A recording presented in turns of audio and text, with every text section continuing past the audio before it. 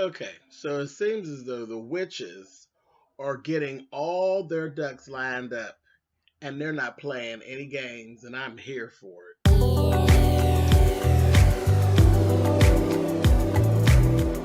And I'm like, come on through, Cookie. I'm going up on my soapbox. That's basically it. Let's talk about drag and all its forms.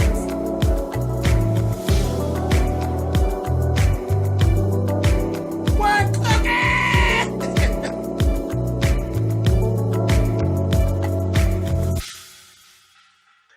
Hey guys, thanks so much for clicking on the video. This is my review for American Horror Story Apocalypse. This is season 8, episode 7. Like I said, the witches are lining up. They're not playing games. They're getting everything lined up and they're getting ready for battle. And that's what it is. And that's what it's going to be. It's going to be a battle basically to the death. Somebody's death. Somebody's ass has got to go. So we start, it's taken a long time, but we actually got to a point where we're literally going to get background story on Dinah Stevens.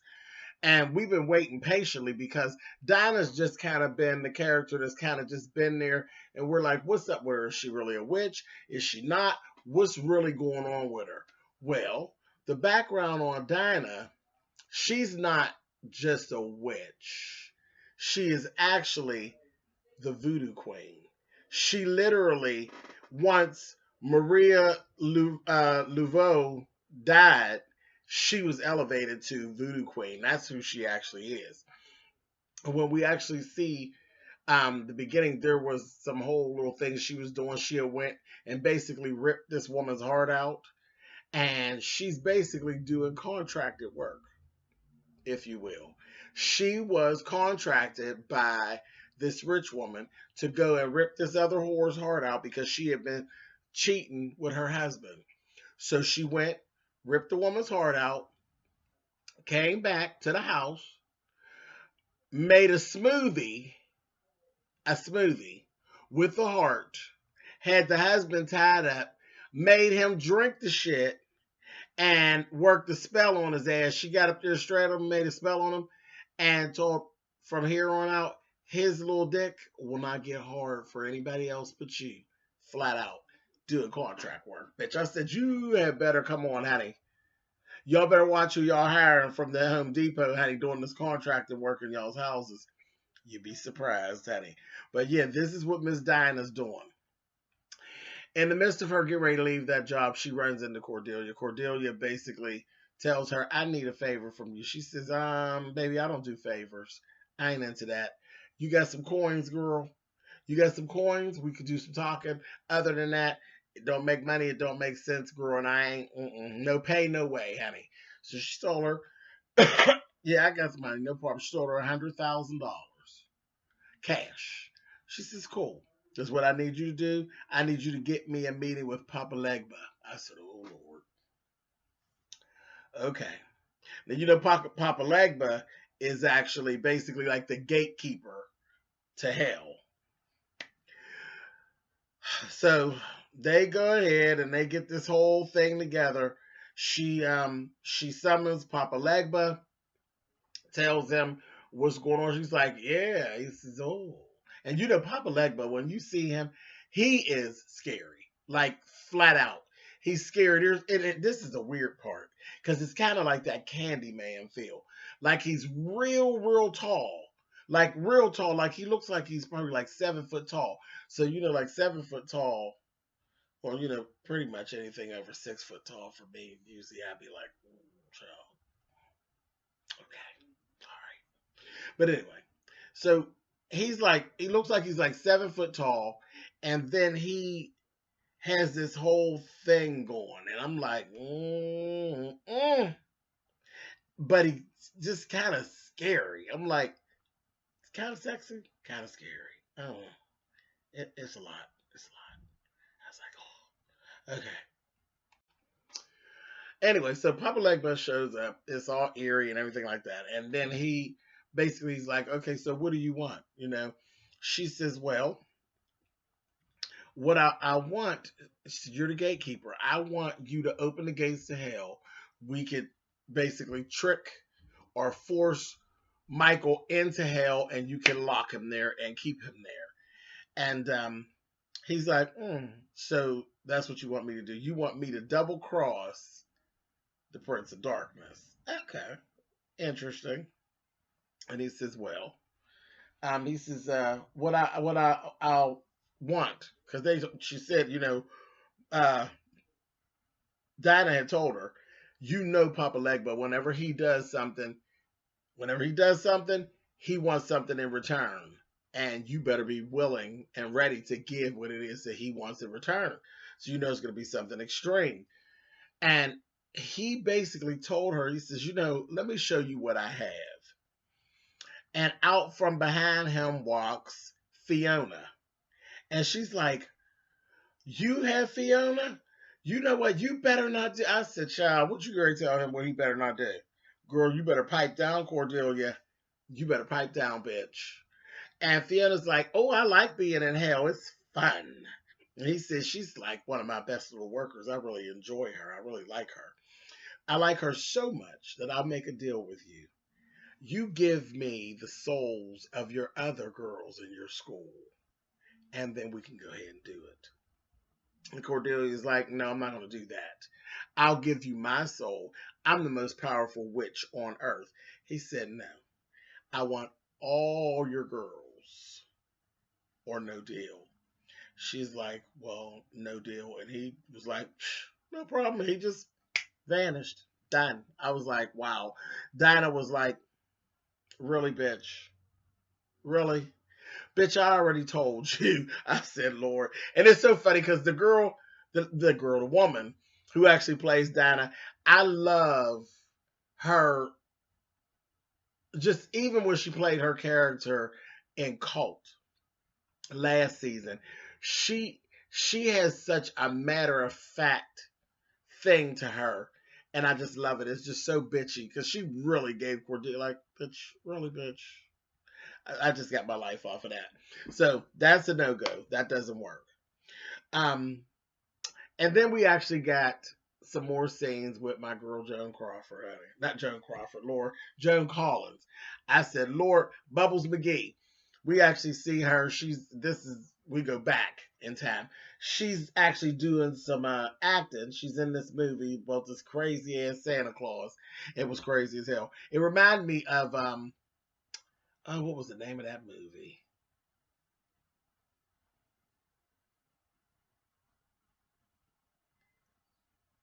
It was Deadly Christmas. It was Deadly Christmas.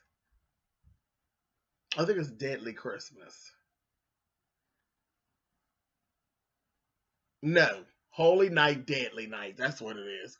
Holy Night, Deadly Night. It's an old horror movie. It was really good. It's about same thing they were doing. It's the Santa Claus that escaped from the crazy place, and he's a maniac, and he just goes. He's like fucking people up, tearing them up, tearing the people up. I love that movie. I watched the movie about 20 times.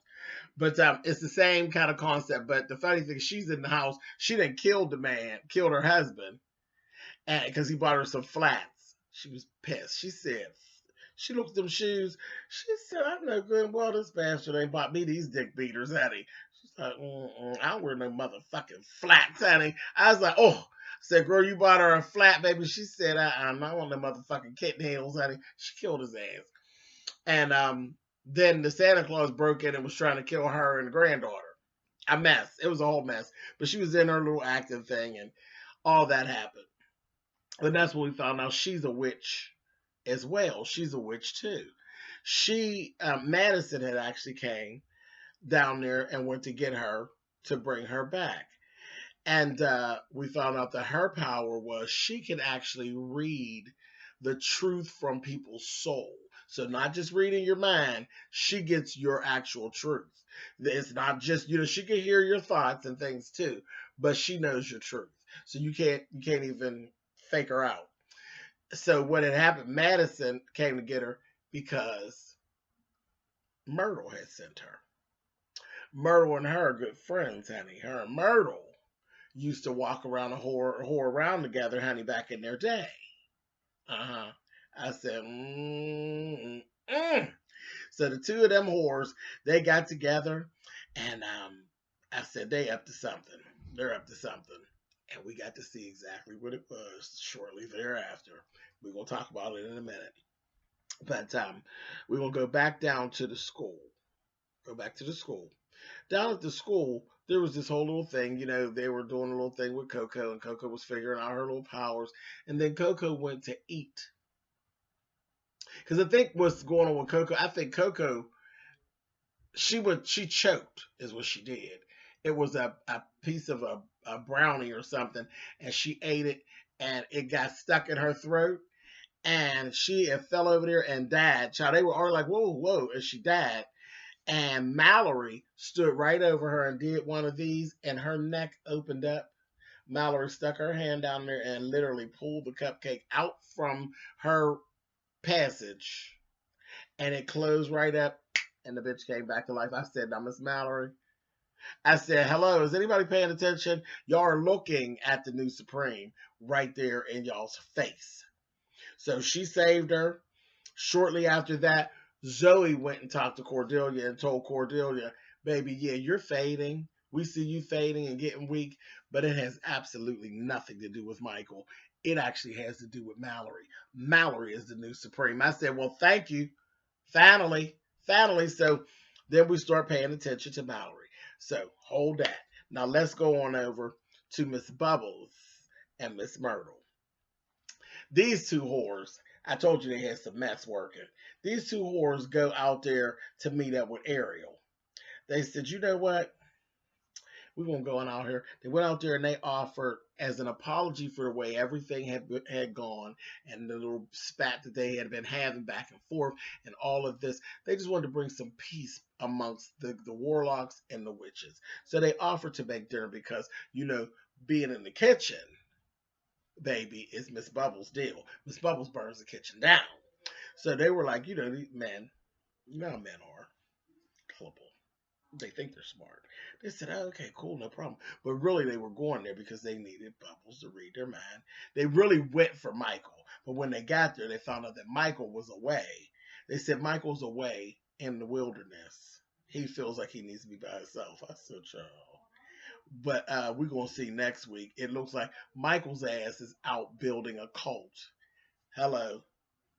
Season 7. He's out there building a cult. But we'll get into that next week. I said, that Michael, I give it to Michael because Michael, he's perfect as an Antichrist because he always has something going on. But did you ever notice how Michael Langdon always got a plan B for the plan B? Always got some shit running. Because he got them all fooled. But he outside, like I said, looked like he's out building a cult. I guess just in case shit don't work out with them. I said,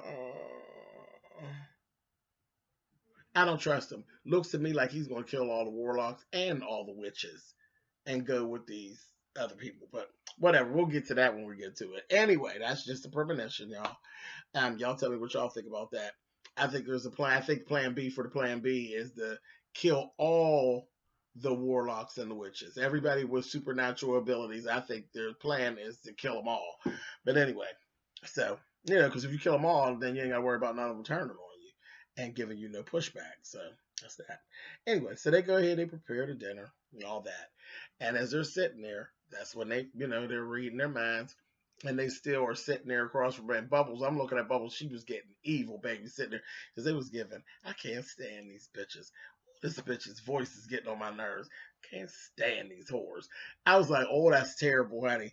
And then she found they said they murdered one of their own, which was John. They murdered John Henry. And they planned to kill all the witches.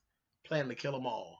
I said, oh. And that's what she told Myrtle when they got done with the dinner. She said, girl, listen, bitch. It's kill or be killed, bitch. I said, all right. So I said, it's getting ready to be on and popping. So let's jump back over to the girls' school over at the Coven. They're actually having a celebration dinner for the fact that they are pretty settled that Mallory is the new Supreme and that she's going to be going through some more tests, but they're pretty much settled that she's the new Supreme. She has powers that they've never seen before.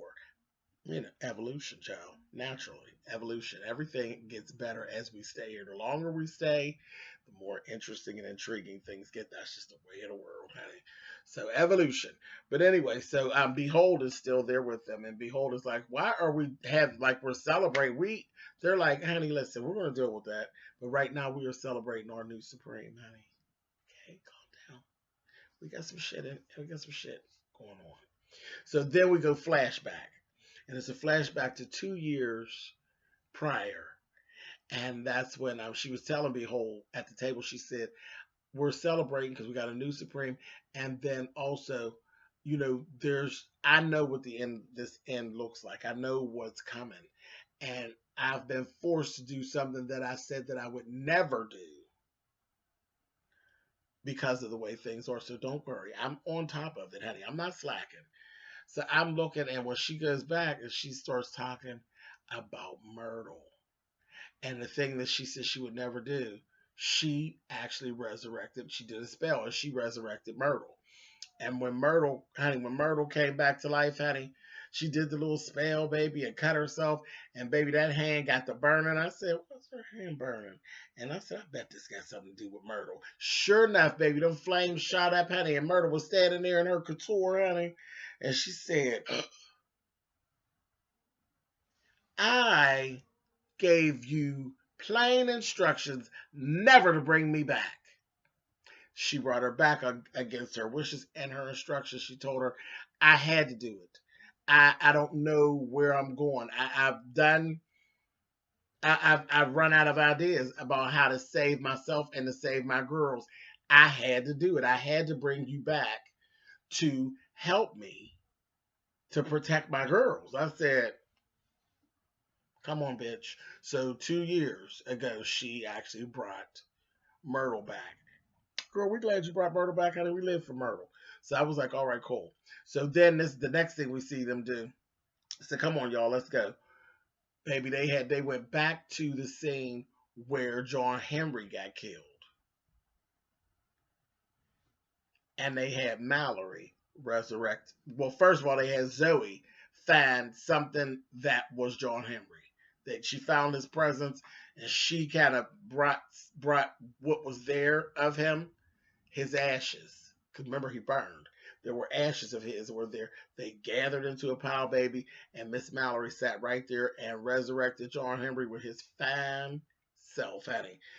Resurrected her, baby. He was looking around, honey, and they was giving, okay, so we know that you were double-crossed, and it's your brothers that actually killed you. He was like, it was my brothers that killed me. I was killed by a woman.